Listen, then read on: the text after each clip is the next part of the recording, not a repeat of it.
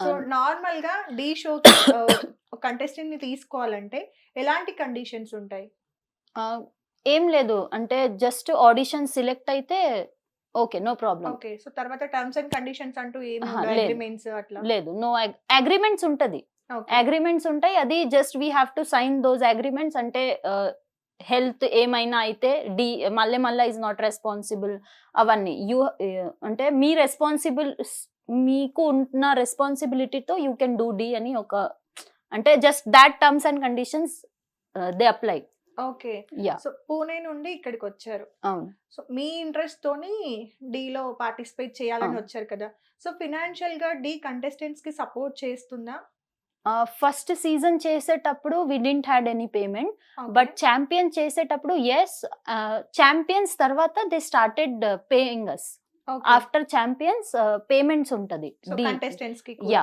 Yeah! Contestants కి కూడా per song కి, పర్ షెడ్యూల్ కి పేమెంట్స్ ఉంటాయి. ఓకే. సో అలా సర్వైవ్ అవ్వచ్చు. అవును. ఎందుకంటే నేను లాస్ట్ టైమ్ మన డి రాజు ఉన్నారు కదా! అవును. కంటెస్టెంట్.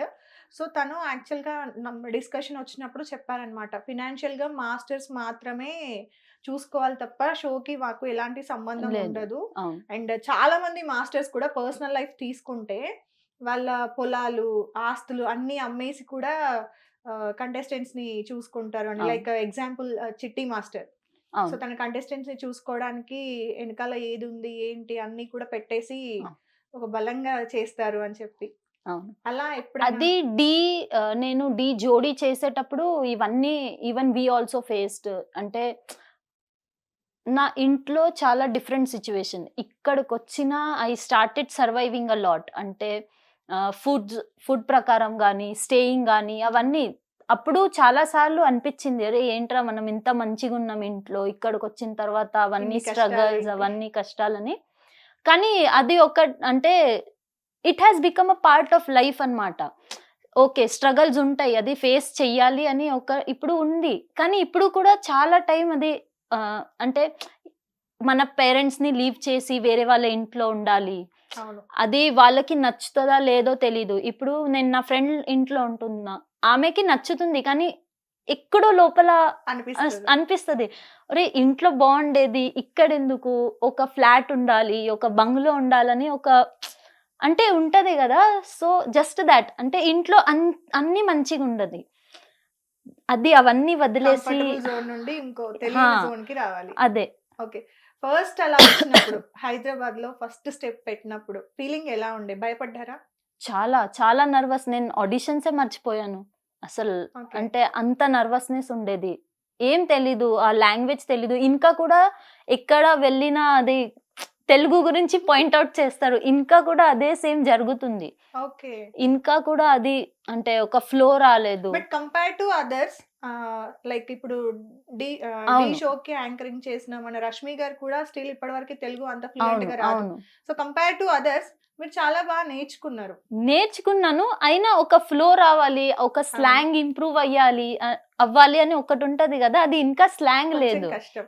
అది విల్ టేక్ ఇంకా మచ్ టైమ్. యాహ్! ఓకే. అది. సో ఫస్ట్ మీరు హైదరాబాద్ వచ్చినప్పుడు మీతో పాటు పేరెంట్స్ ఎవరొచ్చారు? మమ్మీ. మమ్మీ వచ్చారు. ఇంతవరకు కూడా బిఫోర్ 6 మంత్స్ అగో కూడా she was used to be with me. ఈ ఓకే. 6 మంత్స్ తర్వాత ఐ స్టార్టెడ్ ట్రావెలింగ్ అలోన్. అన్నీ నేనే మేనేజ్ చేయాలి. అవన్నీ చాలా కష్టంగా అయింది. ఫస్ట్ టైమ్ హాస్టల్‌కెళ్ళినప్పుడు ఒక 2 డేస్ కంటిన్యూయస్‌గా ఏడ్చాను. అంటే ఆ డేస్ డిఫరెంట్ ఉంటది. నేను చాలా ఫెమిలియర్ పర్సన్ అన్నమాట.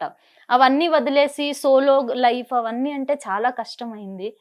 దీని తర్వాత స్టార్ట్ అయింది. స్ట్రగల్స్ అవన్నీ స్టార్ట్ అయ్యి అలా ఏదో ఒక రోజు సెటిల్ అవుతాం. మనం అనుకున్న బంగ్లా, అవును. ఫ్లాట్. అది జరగాలి. ఇప్పుడు కూడా వచ్చినప్పుడు నేను చాలా బంగ్లోస్ చూసాను అవన్నీ. అవన్నీ చూసిన తర్వాత ఫ్రెండ్ కూడా చెప్పాను. ఏదో రోజు నేను ఇలాంటి bungalow I have to build for my parents and everything అని ఒక మైండ్‌లో ఉంది. అది ఎప్పుడు అయితదో తెలీదు. బట్ డెఫినైట్‌లీ నేను అది చేస్తా. ఓకే. సో డాన్స్ అనేది చూజ్ చేసుకోక ముందు మీ కెరియర్‌ని ఎలా ప్లాన్ చేసుకున్నారు? లైక్ ఆహ్, గోల్స్ ఉంటాయి కదా! అవును. గోల్స్ ఉంటాయి. ఆహ్, స్టడీస్ అంటే నేను చాలా స్టూడియస్. సో, ఇప్పుడు కూడా రిలేటివ్స్ ఎవరైనా ఫోన్ చేస్తే, "మీ అమ్మాయి ఎందుకు డాన్స్ చేస్తుంది? ఆమె మంచిగుంది కదా స్టడీస్‌లో. She could have carried it" అని. సో అప్పుడు డ్రీమ్స్ ఉన్న వేరే డ్రీమ్స్ ఉన్నాయి. నేను కలెక్టర్ అవ్వాలి అలాంటి పెద్ద పెద్ద డ్రీమ్స్ అందరికి ఉంటాయి, లాయర్ అవును. డాక్టర్ అవన్నీ. నాకు కూడా అలానే ఉండేది, కానీ డెస్టినీ ఎక్కడికో తీసుకెళ్ళింది and I'm going with the flow. Okay. So collector అవ్వాల్సిన మీరు అన్ఎక్స్‌పెక్టెడ్‌గా గా కొరియోగ్రాఫర్ డాన్సర్ కొరియోగ్రాఫర్ అయ్యాను అంతే. అలా. ఎలా అనిపిస్తుంది మరి ఇప్పుడు కొరియోగ్రాఫర్? బాగుంది, బట్ అది ఎక్కడో ఆ చోట ఉంటది కదా, అరే బాగుండేది ఆ లైఫ్. దానికోసమనే డిగ్రీ ఫినిష్ చేశారా? అవును, అంటే మన చుట్టూ ఉన్న వాళ్ళ పీపుల్స్ కి ఏదో ఒకటి కావాలి కదా. ఏం చదువుకుందని ఫస్ట్ అడిగిన క్వశ్చన్ అదే. మనం ఎంత డబ్బులు సంపాదించినా వాట్ ఎవర్ వీ హ్యావ్, ఒకటే ఒక క్వశ్చన్ ఉంటుంది, what you have studied, what is your qualification. So దానికోసం బట్ క్వాలిఫికేషన్ ఎప్పుడు కూడా మనం చేసే వర్క్ ని డిసైడ్ చేయదు. క్వాలిఫికేషన్ ఉందా అంటే అవును. ఉంది, అది అవును. ఏం చెయ్యదు. అవును. ఆ చదివిన చదువు కూడా మనకి ఎక్కడా కూడా యూజ్ అవ్వదు అవును. మాట్లాడుకుంటే. అవును. అవునా? సో But, అంటే yeah. ఫ్యామిలీ సపోర్ట్ ఎలా ఉంది మరి? హ్యాపీయా? They are very much happy with whatever I'm doing. నేను ఇప్పుడు ఇక్కడ ఉన్నానంటే జస్ట్ బికాస్ ఆఫ్ దేర్ అంటే సపోర్ట్ అన్నమాట. So yeah, they are happy with whatever I'm doing, but I'm not satisfied with what I'm doing. ఎక్కడో నేను I mean whatever if I earn or anything, అది ఎప్పుడో నా dreams fulfil అవుతాయి, అప్పుడే I will be satisfied అన్నమాట. Okay.